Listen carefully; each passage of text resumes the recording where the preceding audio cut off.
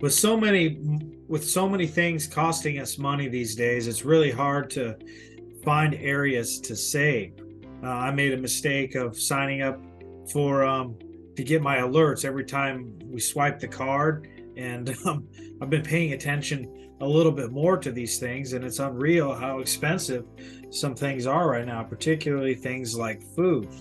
But with so many things to spend money on, one area you might want to consider trying to find some savings on, and I've been able to do in the past, is saving money on healthcare. And so in this video, I'm going to share 7 or 8 tips for you to save some money on healthcare potentially. Number one, first and probably most importantly, is make sure to know your plan.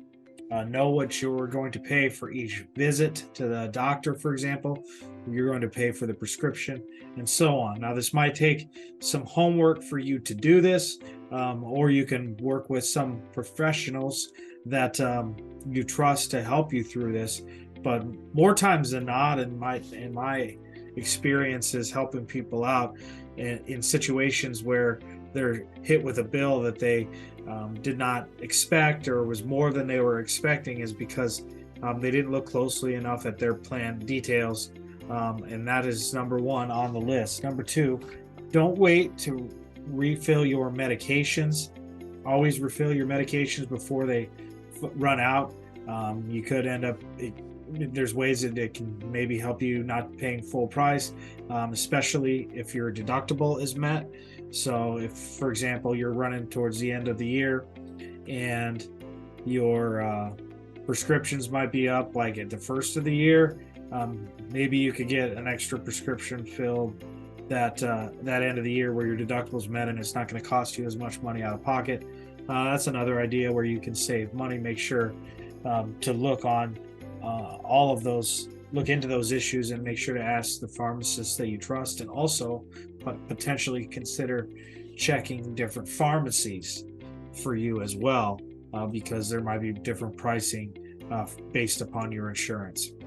Number three, keep an eye out for discounts. There are different discount programs, especially for costly prescription drugs. Some of them can be as simple as just a card. You might have heard of programs like GoodRx, Shark Tank, contributor and Dallas Mavericks owner, an entrepreneur, Mark Cuban, has his own, or is starting his own prescription rebate program that is gaining some traction as well. But you should always also consider checking with a provider on your prescriptions, and make sure that they're not calling something into a pharmacy that might be out of your network.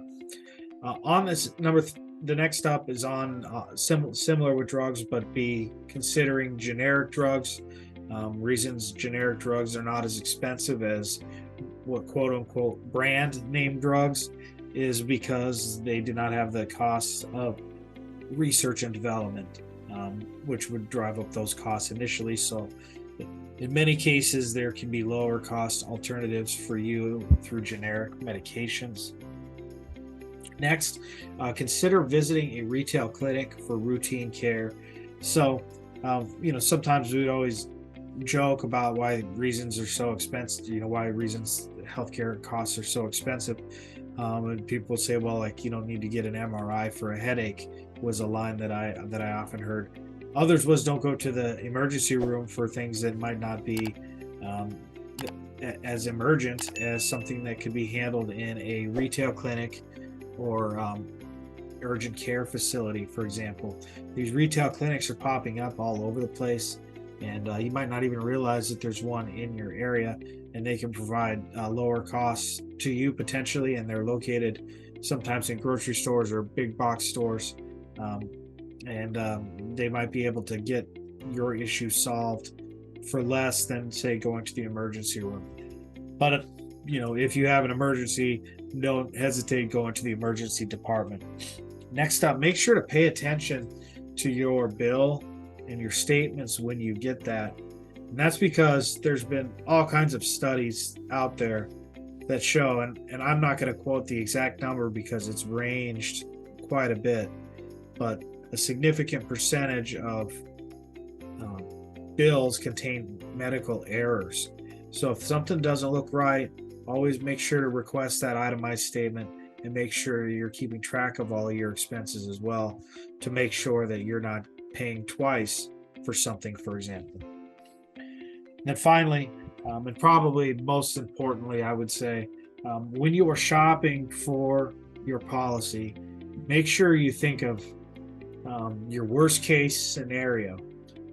There's a TV show called Maximum Exposure. I don't know if you remember it, but it was always just crazy things happening. Like I remember one episode, a fireworks factory in China blew up, and it was just going like crazy.